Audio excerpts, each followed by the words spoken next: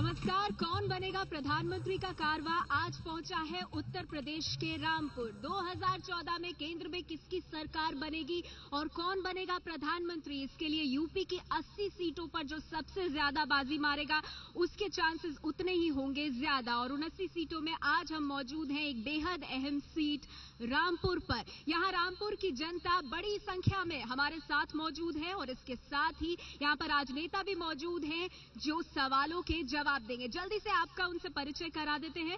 Congress party से फैसल खान और लाला हमारे साथ मौजूद हैं।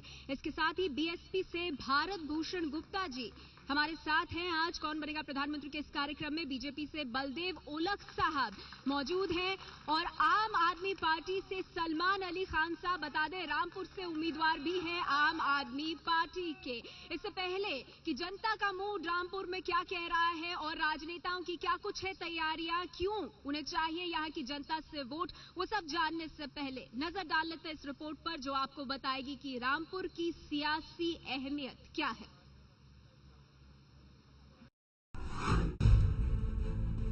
किसी जमाने में रामपुर की राजनीति नवाबों के आसपास घूमती थी, लेकिन आज की तारीख में रामपुर की राजनीतिक पहचान यूपी के शहरी विकास मंत्री आजम खान की वजह से है। हालांकि 2009 के चुनाव में आजम खान के विरोध के बाद भी समाजवादी पार्टी के टिकट पर जयाप्रदा जीतकर सांसद बन गई थी। इस बार समाजवादी पार्टी ने नसीर अहमद को उतारा है तो कांग्रेस से नवाब खानदान के ही काजिम अली खड़े हैं। बीएसपी से अकबर हुसैन और आम आदमी पार्टी से नवाब खानदान के ही सलमान अली मैदान में हैं। इन मुस्लिम महारथियों के बीच बीजेपी ने नेपाल सिंह को उतारा है।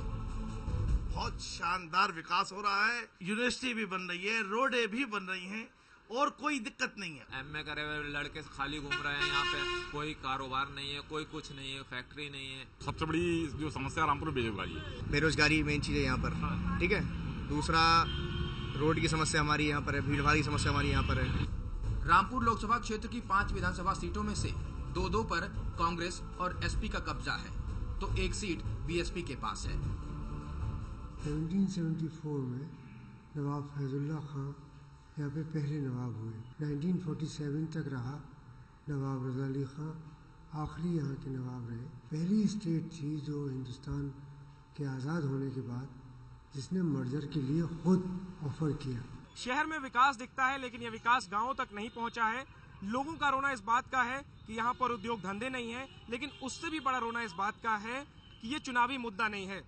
यहाँ पर कांग्रेस, बीजेपी और समाजवादी पार्टी के बीच त्रिकोणीय मुकाबले की बात कही जा रही है, लेकिन असली मुकाबला शख्सियतों के बीच है। तो रामपुर पर होगा किसका कब्जा, ये है बड़ा सवाल। लेकिन सवाल ये भी कि जनता अपने इन राजनीतिक नुमाइंदों को आखिर क्यों वोट दे, और यही उनसे जानने की कोशिश करेंगे 20 सेकंड में। फैसल खान साहब, आपसे जानना चाहूंगी आपकी पार्टी को रामपुर की जनता क्यों वोट दे। देखिए, कांग्रेस पार्टी ही ऐसी पार्टी है जिसने प्रदेश में जब जब परेशानी आई है और खासतौर से रामपुर के अंदर जो नवाब काजिम अली खान को प्रत्याशी बनाकर उतारा गया है लोकसभा के अंदर, तो जो नगर विकास मंत्री जो प्रदेश सरकार का एक बड़ा चेहरा है, जैसे कि अभी आपने दिखाया, उन्होंने जो रामपुर के अंदर जब से प्रदेश में सरकार आई है लगातार कारोबार के ऊपर अटैक किया है, लोगों को बेरोजगार किया गया है। खत्म हो गया। बीएसपी से भारत भूषण गुप्ता जी हमारे साथ है। गुप्ता साहब, आपकी पार्टी को क्यों दे जनता वोट, 20 सेकंड में बताइए।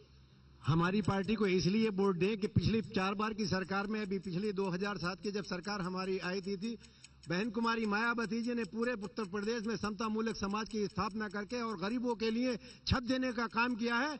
और हमारे लिए इसलिए वोट जनता वोट दे कि जो रामपुर का इंटीरियर उजड़ा पड़ा हुआ है पिछले 60 सालों से, आजादी के बाद से आज तक यहाँ गड्ढे पड़े हैं। 1% खत्म हुआ आपका। बीजेपी से बलदेव ओलख साहब है, आपकी पार्टी को क्यों दे रामपुर की जनता वोट देगी विकास के मुद्दे पर। नरेंद्र मोदी विकास के मुद्दे पर लड़ रहे हैं।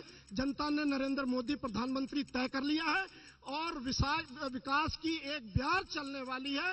हर हाथ को काम, हर नौजवान को काम, हर महिला की सुरक्षा के लिए ये उन्होंने कड़े कदम पहले करने को उठा दिए हैं, इसलिए जनता वोट देगी। जनता माननीय नरेंद्र मोदी पर भरोसा कर रही है। आपका आम आदमी पार्टी से हमारे साथ सलमान साहब है। सलमान साहब, आम आदमी पार्टी को क्यों दे यहाँ की जनता वोट। रामपुर की जनता आम आदमी पार्टी को वोट इसलिए देगी इंशाल्लाह क्योंकि आम आदमी पार्टी एक मैनिफेस्टो लेके आई है एजुकेशन, हेल्थ एंड एम्प्लॉयमेंट देने का, और बाकी जो और पार्टी बड़ी बड़ी पार्टीज हैं उनके पास कोई खास मुद्दे तो है नहीं सिर्फ वोट मांगने के अलावा।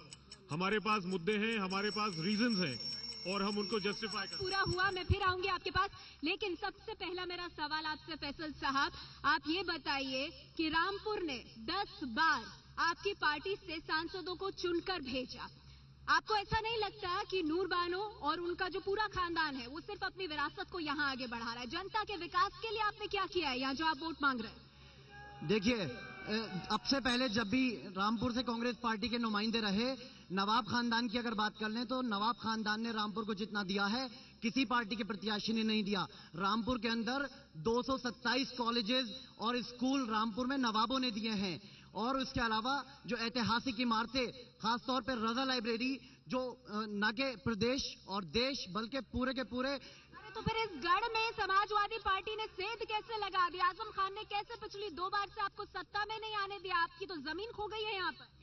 आजम खान सिर्फ लोगों के ऊपर अत्याचार करते हैं, लोगों को डरा धमकाकर वोट लेने की बात करते हैं। जब जब प्रदेश में उनकी सरकार आई है, रामपुर के लोग यहाँ गवाह हैं इस बात के कि आजम खान ने लोगों को बेरोजगार किया है, लोगों की मकानों और दुकानों को तोड़ा है। मैं आपको जानना चाहूंगी, भारत भूषण गुप्ता हमारे साथ है, ये ठीक कह रहे हैं? ये कह रहे हैं कि कांग्रेस पार्टी जब तक यहाँ रही बहुत विकास किया और उसके बाद हुई है रामपुर की दुर्दशा। मैं बहुजन समाज पार्टी की बात करना चाहूंगा कि रामपुर के गांव, खेत खलियान, गरीब किसान, नौजवान, छात्र परेशान है बेहद।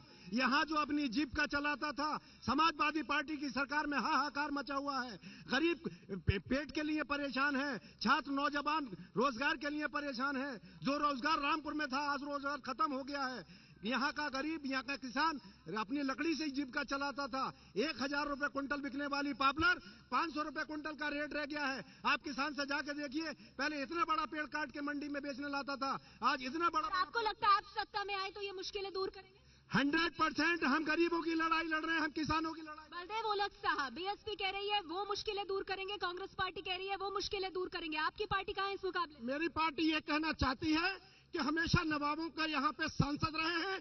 कोई भी इंडस्ट्री, कोई भी रोजगार, कोई भी रामपुर की तरक्की के लिए काम। वो तो 227 कॉलेज की बात कर रहे हैं फैसल साहब। दूसरी बात कहना चाहता हूँ, 2 बार यहाँ सांसद समाजवादी की रही है। कोई पब्लिक का आदमी कह दे उन्होंने काम किया है। 13 महीने की सरकार यहाँ माननीय अटल बिहारी वाजपेयी की रही, सांसद माननीय मुख्तार अब्बास नकवी रहे। उसने इतने बड़े बड़े काम कराए, हजारों पुल। देखिए, बड़ा ओवर क्रॉसिंग का। तो मुख्तार अब्बास नकवी को ही टिकट क्यों नहीं दे दिया? वो प्रचार में क्यों नहीं आ रहे हैं? नेपाल सिंह के साथ प्रचार में क्यों नहीं? मैडम, पार्टी का डिसीजन है, पार्टी का डिसीजन है।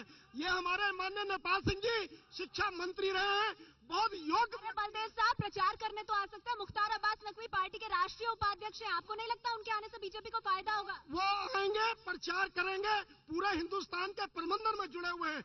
माननीय नेपाल सिंह जी जो है शिक्षा मंत्री रहे, उत्तर प्रदेश में उनका नाम रहा है, बड़े नेता रहे हैं। चलिए, आप भी बड़े बड़े दावे कर रहे हैं। सलमान अली खान साहब, आपने तीनों पार्टियों को सुना, आप लोगों की जगह कहाँ बचती है? आपका तो कोई आधार नहीं है यूपी में।